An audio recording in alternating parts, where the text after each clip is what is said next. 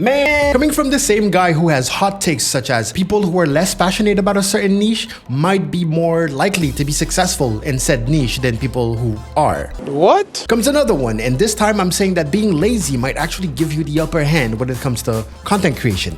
Thankfully, I get to explain myself. For those who already know me, well, welcome back. For those who don't, hi, my name is Gal Level. I'm a full-time content creator and I've been so for 7 years, I don't even remember. And throughout my journey, there's a lot of things that going in, I thought would be just pure logic, right? Common sense. Just to have those things completely shatter in front of me and realize, oh yeah, this is actually very counterintuitive. And other creators who are experiencing the same thing will say, well, the YouTubers that I watch don't talk about this thing. And I used to say that too. And the thing is, it's difficult. It's such a unique experience that it's difficult to express that kind of stuff because someone needs to be in your exact position to absolutely understand what you're saying, because it just doesn't make sense most of the time. Anyways, this video is going to be mostly yap. This is something that I've been thinking about for a while now. It's like how consistency is really the key to content creation. And of course, there's a ton of nuance to that because there are people who are consistently putting out unwatchable content. Let me rephrase that. Content that just doesn't evolve, or just content that just doesn't work. A huge chunk of YouTube, for example, is just people from their PSN accounts uploading raw gameplay. So there's probably thousands of accounts that are like, oh, there's the new Spider-Man game that came out, and it's just people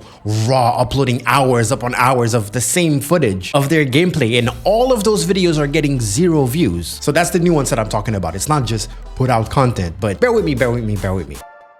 Consistency is still the key, in my opinion. And someone who works hard or wants to work hard and thinks like someone who works hard is actually going to struggle to keep consistency because, well, hard means hard to keep up with. But lazy might mean I don't want to work as much. It all starts with planning. Creative people, and I think I would consider myself one, tend to imagine an end result, right? Something beautiful. I want to create this thing, and then trace their steps back to come up with a plan to achieve that. And the problem with imagining an end result is that you are not thinking about difficulty at all. You're not talking about time, and you're not thinking about effort. Because remember, the goal is consistency, and effort is going to determine if you can keep up with that consistency. The cliche thing that you probably hear is that, oh, it's not a race, it's a marathon. It's true. But you cannot start by running a marathon. So this is where you need to plan, kinda lazy, by walking every day, and then jogging, and then running more, and then running some more. That's the type of marathon. It's not just start running and just do that same thing over and over again for a long period of time, and eventually you'll arrive at the finish line. Not really. The other day I was watching a video where this guy was being like, oh, I'm a coach. I teach people how to strategize for their YouTube. And I wasn't taking it seriously at all. I was like, I'm probably not gonna learn anything from watching this video. I was being all cocky and stuff. And then he said that he told one of his clients to incorporate YouTube or just video making into their daily routine.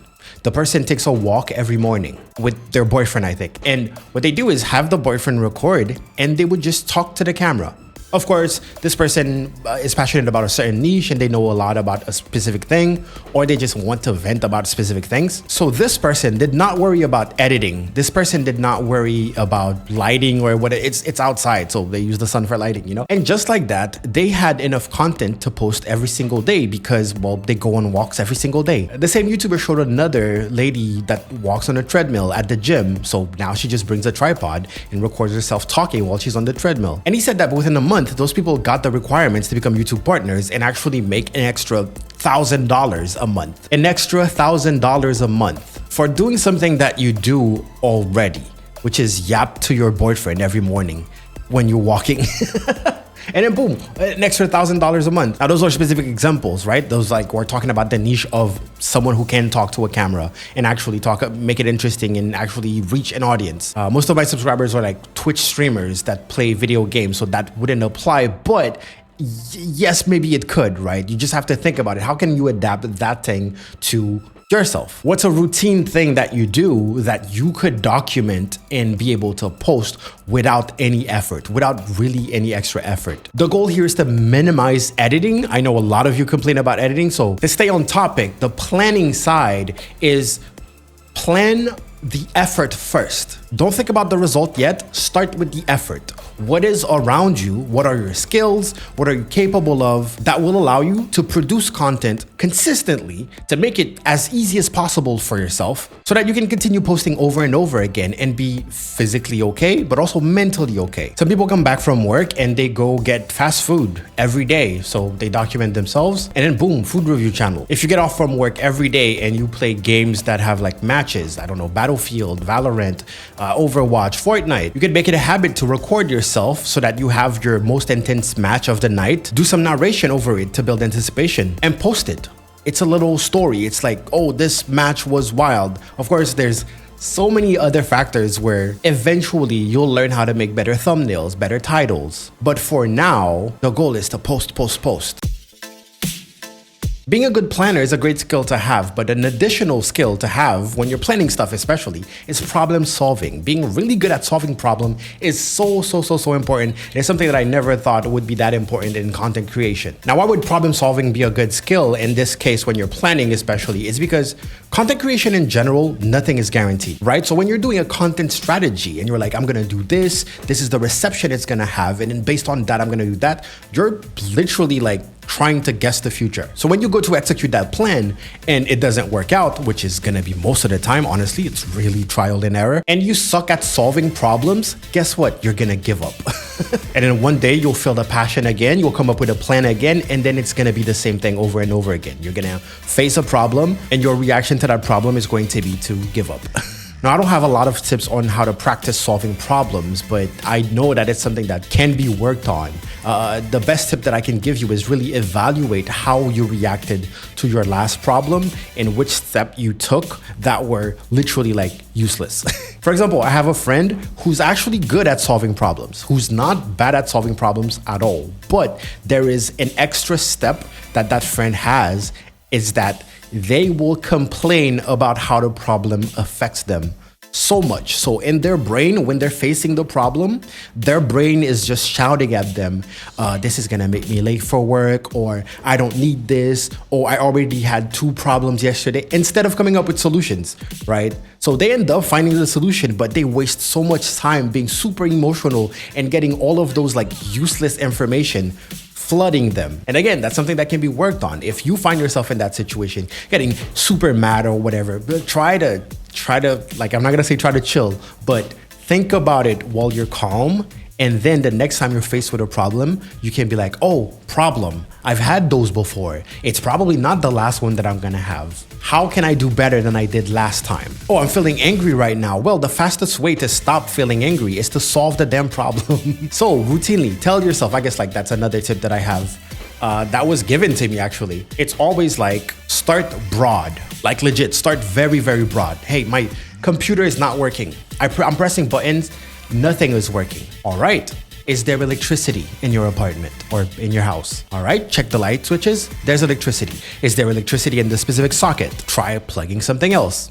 Oh, it lights up? Okay, good. And then you can get like specific. Is the button in the back of the PSU on? Try turning on the screens manually. Are there any lights inside of the motherboard? And then based on those questions, you can perform a variety of tests that might solve the problem. And you do this until the problem is solved.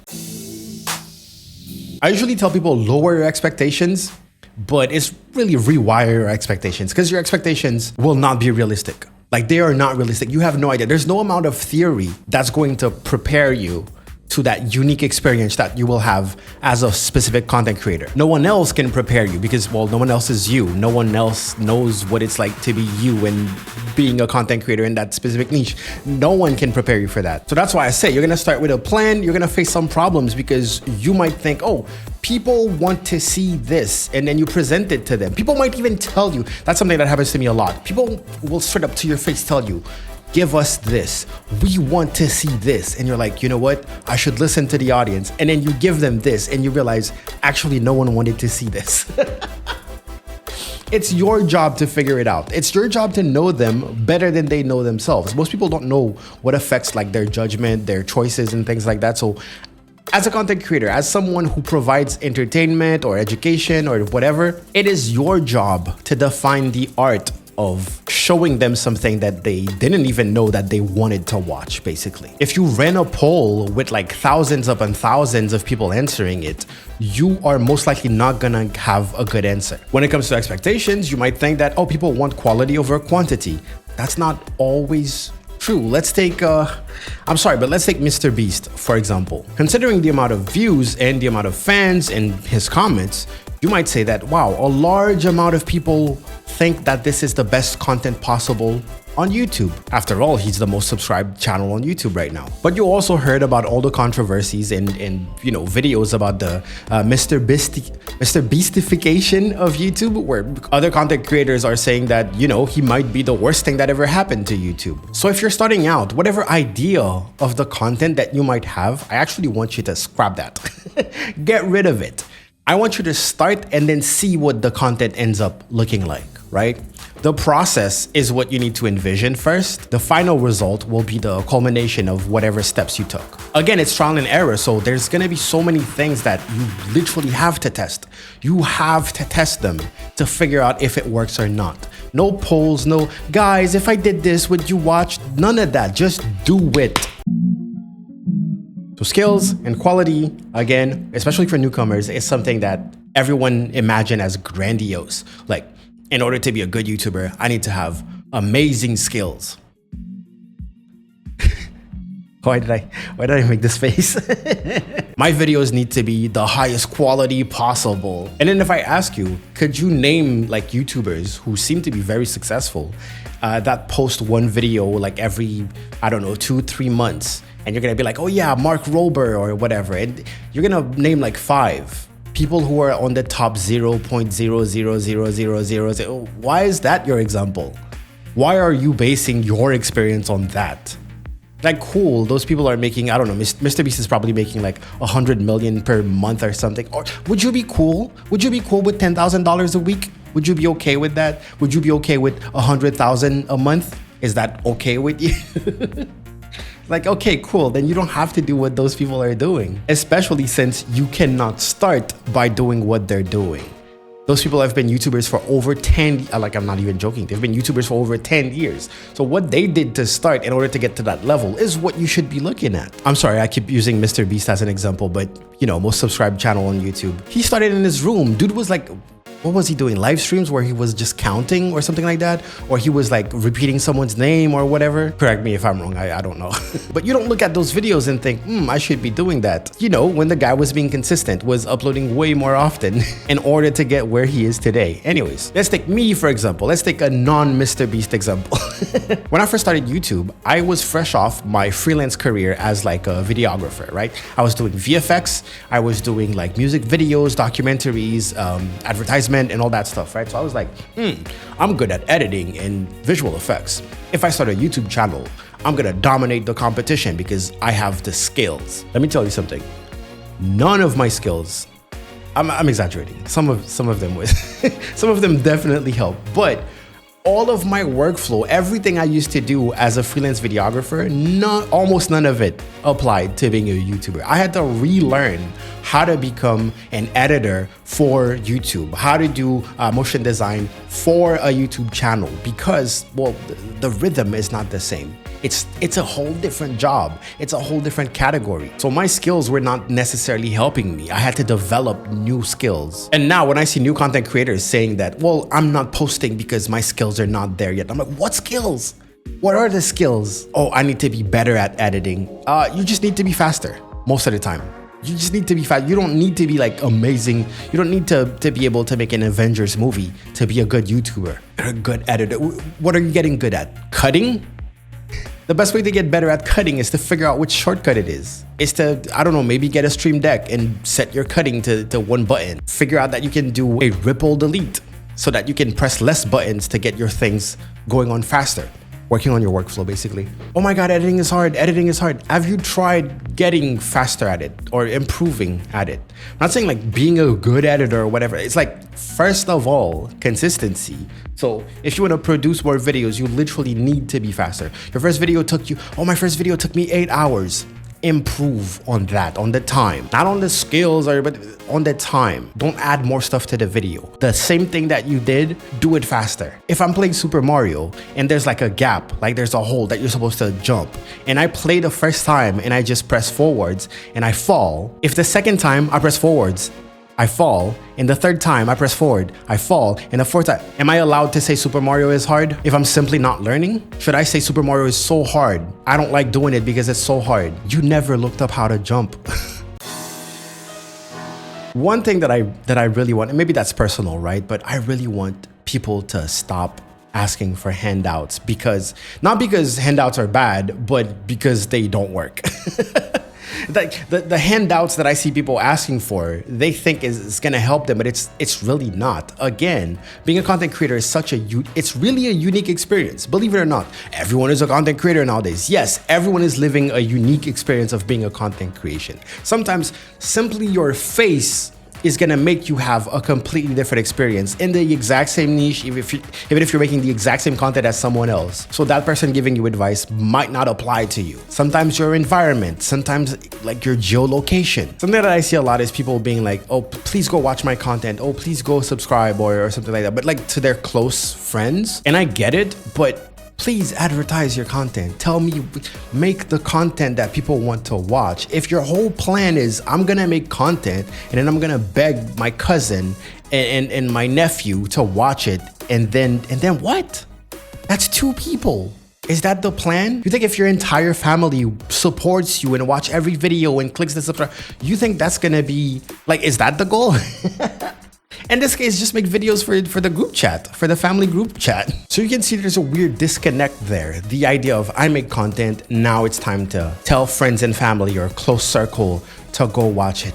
Well, I'm talking specifically to YouTubers in this case, because there is an algorithm that if you know, good thumbnail, good title, usually YouTube does the job for you. The algorithm does the job for you, suggests it to people, and then sees how those people interact. And those are people that you don't know. And I'm also talking about, you know, someone who would want to make a living off of this. It sucks, man, because sometimes I see people get frustrated. You know, they start their journey and they're like, my friends are not supporting me. Someone said the other day that I get more Instagram bots engaging with my content than my friends and family. And I'm not gonna lie, that's true for me. That's true for my family. I kind of hide my content from them, but my best friends are not liking or necessarily engaging with my stuff. But it doesn't matter because I'm not making it for them. I'm trying to reach the world.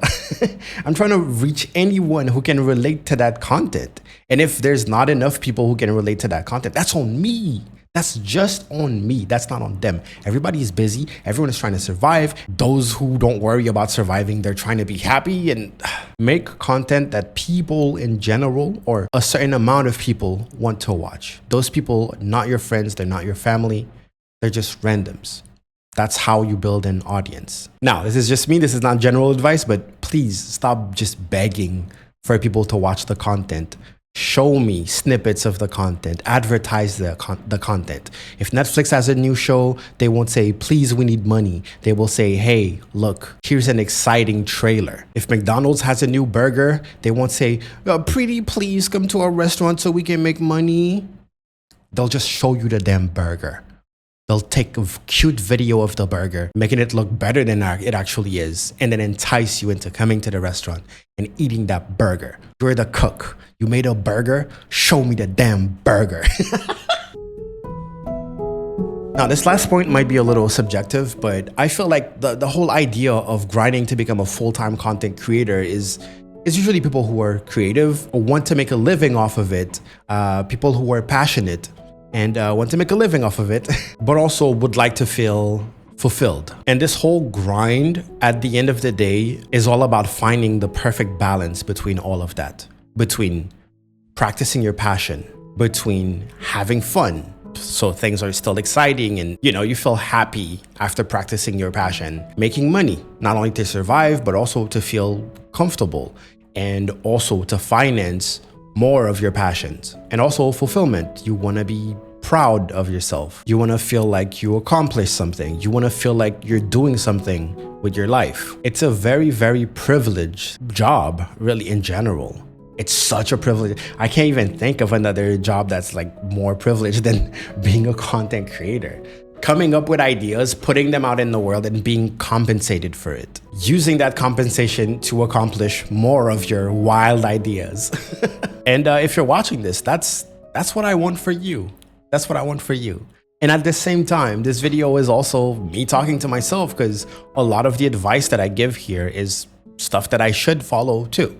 At the end of the day, we're human. Consistency wouldn't be a problem if we were robots, if we didn't need to eat, to sleep, if we didn't need to upkeep our mental health, to consume entertainment, to be happy, having ups and downs in our mood and tragedies happening and all that. So that's why I say that being lazy, aka coming up with plans that require you to put the least amount of effort possible into your craft just so that you can do it over and over and over again without being tired, is an advantage. It's a good thing. So please, I want you to really start small. Allow yourself to make content that you're not necessarily proud of or whatever, as long as it's content that you can actually post. And then from there, slowly start to improve a couple of things. One by one, slowly. When you're thinking of content ideas, start by thinking of the effort that it's gonna take. How much effort am I willing to put? Okay, let me start by saying that I want this to be accomplished in 2 hours. Okay, so that's gonna be the first criteria.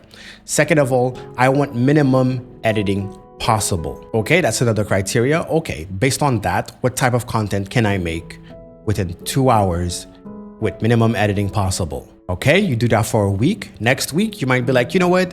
Maybe I could put more editing. You know what? Maybe I could add a filter to the audio to improve it a little bit. And then next week, you can be like, hey, maybe I can learn some new shortcuts so that when I do the editing, I can do it way faster. So yeah, when I say that being lazy is good, I'm talking about when it comes to planning and when it comes to how you come up with ideas. Come up with ideas that you can actually execute over and over again. I think I made my point. See ya.